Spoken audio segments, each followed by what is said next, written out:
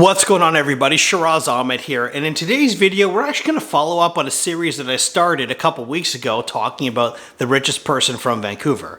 Now this time we're actually going to bring it back to the East Coast and talk about the richest person from Toronto. So stick around and find out.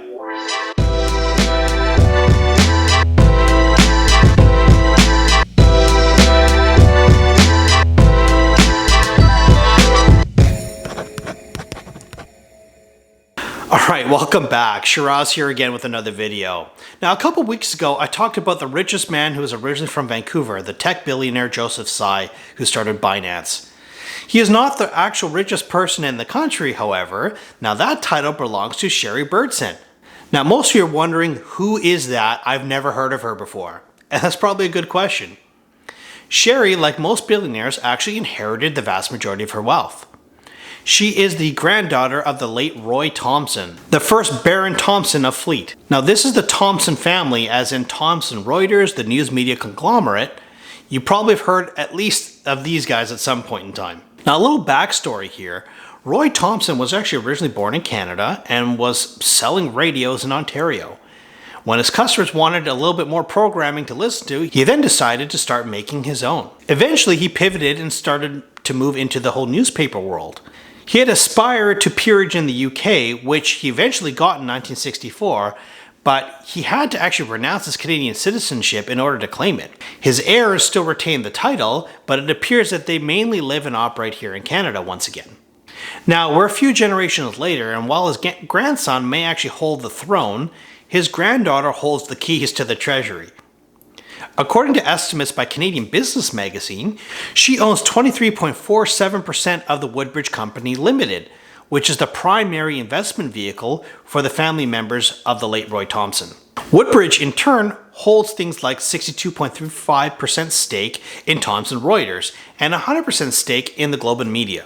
The family holds other assets as well outside of this company, including things like the Markham Airport, which is owned through the Thomson family through the company Wings of Flight.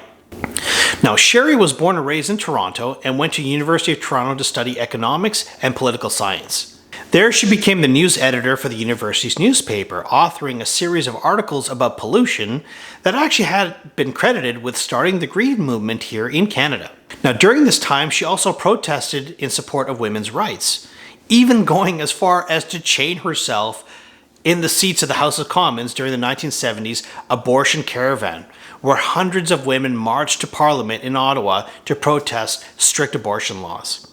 Now, after graduating from university, she worked as a journalist in Australia. Now, I wonder who got her that job. But jokes aside, during this time, she traveled frequently to Thailand and became enamored with the culture. This led to her opening up a Thai restaurant and spa here in Toronto in 1979. Now, the Elmwood Spa is still open to this day. Now, Shari is also a big supporter of the YWCA, contributing to the construction of the Elm Centre, which provides affordable housing for women in downtown Toronto. Now, several other members of the family also own shares, which makes them billionaires as well. One relative, Taylor Thompson, has a credit for voice acting in a 1996 video game, Privateer 2: The Darkening, alongside with Christopher Walken, Clive Owen, and John Hunt. Another brother manages Thompson Motorsport Rally Car Team, which according to their website maintains a 2006 Lancer Evo 8, although it looks like they've not participated in any events or races since 2017. Well, thank you for watching another video. If you have any ideas or topics that you'd like me to cover, I'm going to put my contact information at the end of this video. Please feel free to reach out to me and I'd be happy to address them. Also, if you have any specific circumstances or things that you want to talk about, also please reach out to me. I'd be happy to have an offline conversation with you as well. Thanks again, and please remember to hit that like and subscribe button, as it really does help out the channel. Until next time, please stay safe out there, you guys. Bye for now.